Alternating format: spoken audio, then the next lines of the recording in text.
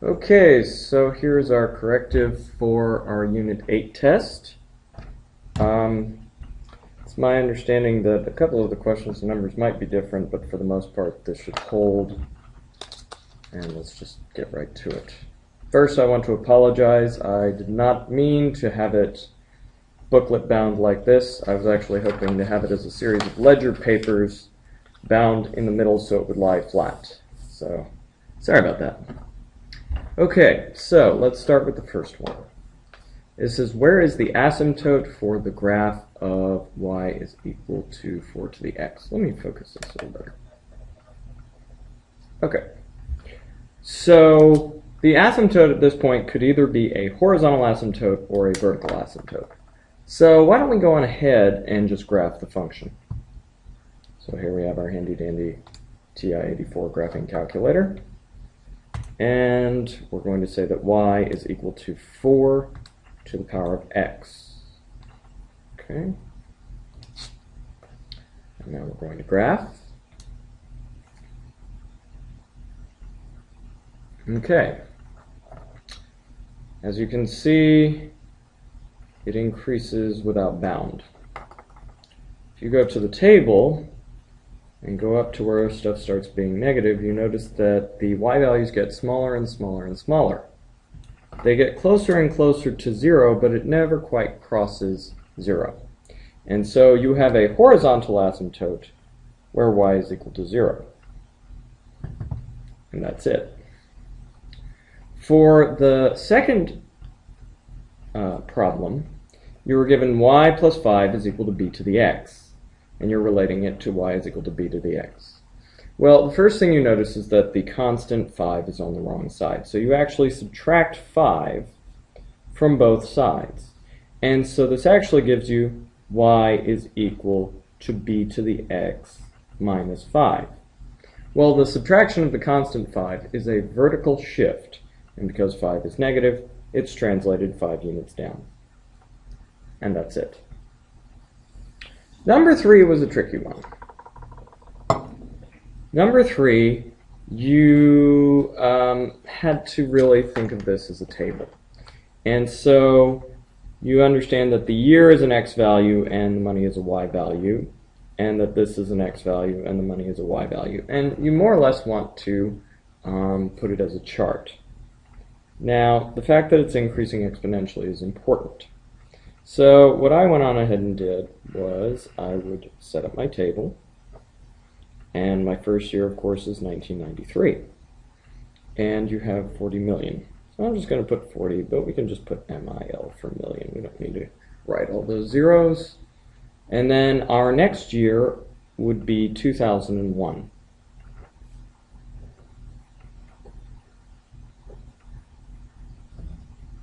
So 2001.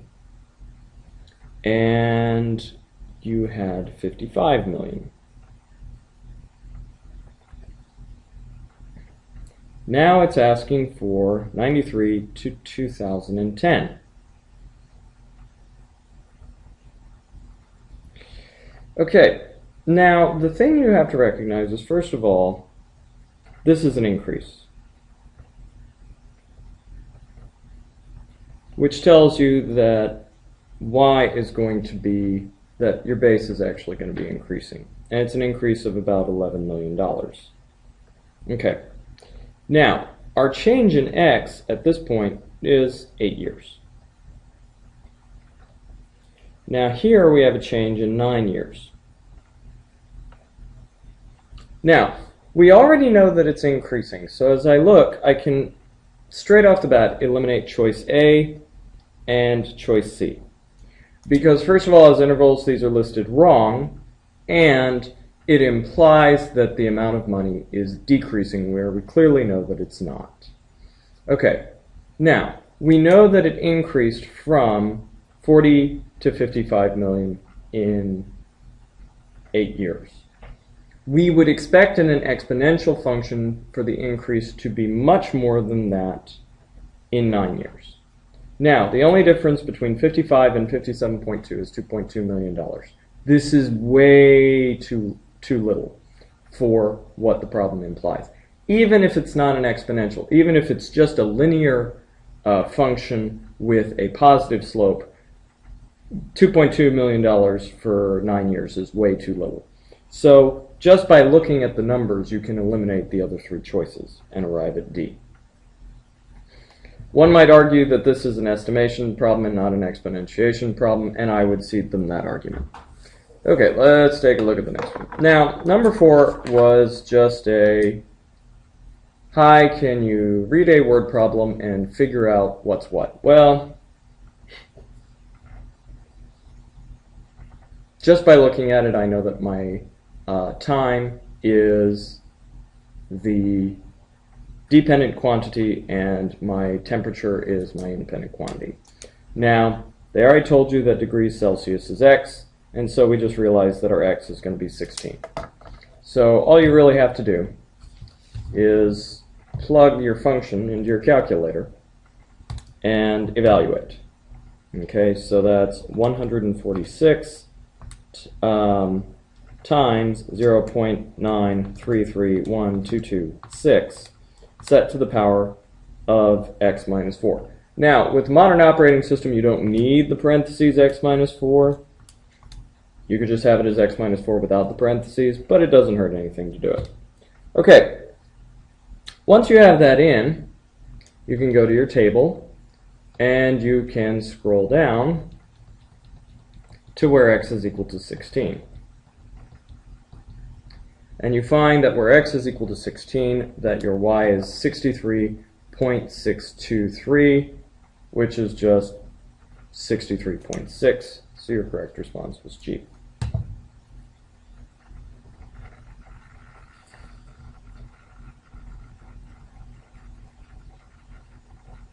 So now we're going to take a look at number 5. You're being asked to solve. Well, the thing you first have to recognize is these bases are not the same, but they are related. 25, of course, is 5 squared. Now, since that's a common base with 5 set to the power of 2x minus 3, we then take it from there. If the bases are the same, then we can go on ahead and say 2 is equal to 2x minus 3. You then add the constant 3 to both sides, and this has become an algebra 1 problem, basically. So 5 is now equal to 2x. You divide both sides by 2, and you arrive that x is equal to 5 over 2, and since this is a numeric problem, that is to say x is equal to 2.5. And so you should bubble the 2, the decimal, and the 5, and nothing else. A trailing 0 or a leading 0 would make your result incorrect. Okay, next.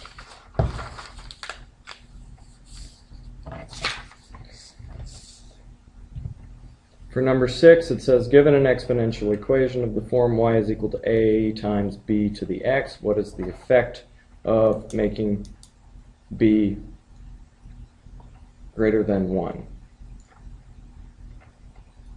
I am thinking that this effect should be spelled with an E, but English people might beg to differ. Somebody has a more formal command of grammar, they may want to post something in the comments. That is if I've enabled comments. Anyway, alright, so let's just try it by plotting a exponential function where we have a b that's greater than 1. So let's just say, okay, we're going to do 3 times 2 to the power of x. I have let a equal 3, and I have let b equal 2. So let's graph it and see what it looks like. Well, as we go from the left to the right, does it increase or decrease? Well, it doesn't decrease, so that's out. Does it become a constant? Well, a constant's a horizontal line. We don't have that. The y value increases without bound. That is the correct response. And J, the y value decreases without bound. Not correct. So that was it. Number 7 was kind of a reading exercise, but not really. So the weight of a particular bacteria in a culture is tripling every hour. The fact that it says tripling, that means we're multiplying by 3. Every hour means repeatedly. And we know from our definition of exponentiation that an exponent is the repeated multiplication of the base. So we know we're multiplying by 3 each time, and the only solution where you are multiplying by 3 each time is B. So 17 is your A, 3 is your B, and x is your exponent. Okay. The next one is very similar to number 5. You've been given 9 set to the power of a minus 5, and that is less than 729. Well, the thing that you had to realize was that 729 is actually 9 to the third. And so you have that 9 to the a minus 5 is less than 9 to the third. Now that you've made the bases the same, you can set the exponents equal to one another. And so you have a minus 5 is less than 3. And then what cancels the negative 5 but a positive 5? So you add 5 to both sides. 5's cancel. A is less than 8. You did not need to switch the inequalities because you did not multiply or divide by a negative number. Okay. Number 9.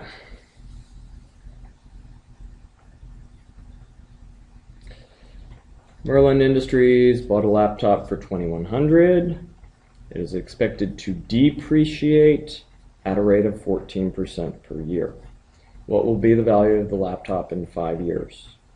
Now, since it didn't specify a number of compounds, we're going to assume that n is 1. And so the way you set it up is that your y is equal to your leading coefficient 2100 times 1 minus your rate. Now your rate of 14% is 0.14, and you are evaluating it where x is equal to 5. Now, in case you have to do more with it, I would go on ahead and plug it into the calculator with x as your exponent, and then you just look where x was equal to 5. So that's going to be, of course, 2100 times 1 minus 0.14 set to the power of x. And then we go to our table and we can evaluate where the function is 5. And we find that where x is equal to 5, y is equal to 987.9, which you round up to 988.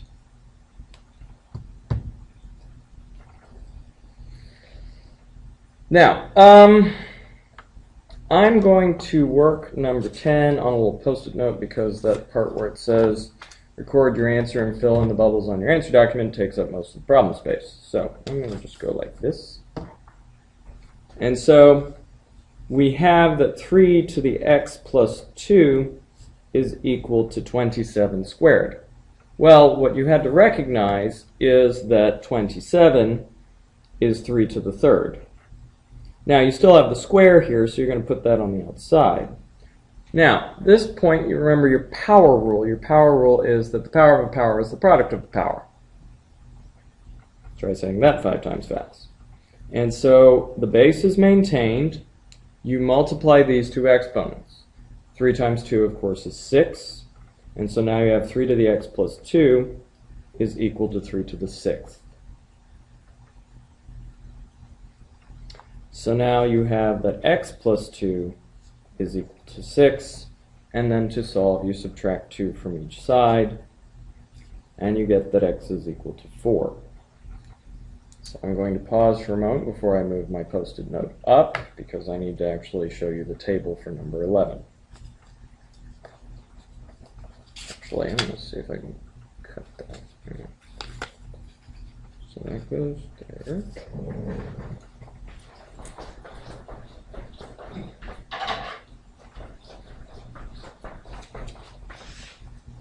Yes, let's see what happens when we cut this. Yes. Almost.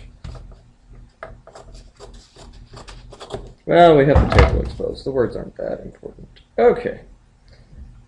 Amount of a college loan over time is given in the table below. Write the equation y is equal to a times b to the x form. So what you're going to do is you're going to compare the change in y to the change in x. Well, In this case, you're comparing it by division, because you know it's an exponent, because I just told you. So, you're going to take 22,400, and you're going to divide it by 20,000. And you find that you've multiplied by 1.12. Now, you want to do this for each of the successive terms to make sure that the pattern is not a fluke. So then what you'll do is you'll take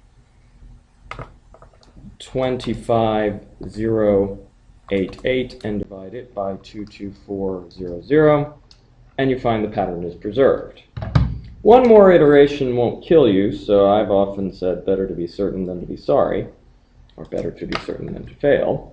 So then you say 28099 divided by 25088, 1.12, and it's got a few more decimals, but for the most part the pattern is preserved. So that tells you that y is equal to our starting amount, 20,000, times 1.12 to the power of x. Or if you had written it as 20,000 times 1 plus 0.12 to the power of x, that would have also worked.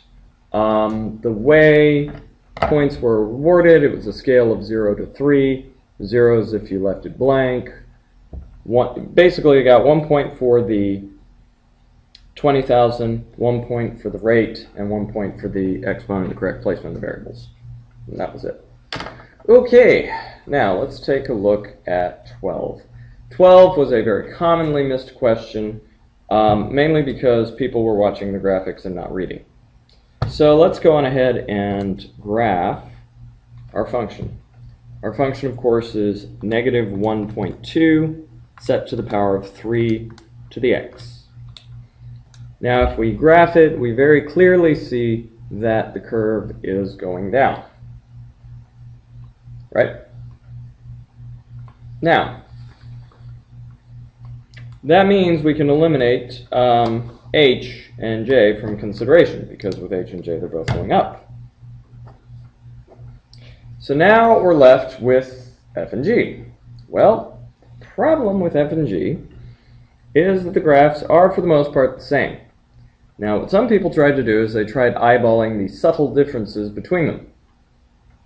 That did not work out very well. You'll notice that at 3 it's actually here and there. No, that's not actually what one should have done. One should have actually read the words. Now, the question was, with G, it said the domain is all negative numbers. Okay, if that was the case, then why are there values on the graph defined where the x values are positive? You see this part right here? This contradicts this statement. And so, since the words of G are false, f must be your final solution. The domain is all real numbers. This is true. The range is all negative because you know it won't cross the asymptote at 0. So f was your final solution. Last question, number 13. Which of the following values of the table could be exponential? Well, definition of an exponential is to multiply repeatedly.